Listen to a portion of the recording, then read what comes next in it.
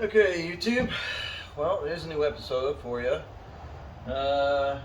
What happens when you drive around real early in the morning and there's deer out? Well, this is what happens. So, it's a 2014 Venza. We are blessed because looks like all we need is a bumper and a windshield washer container.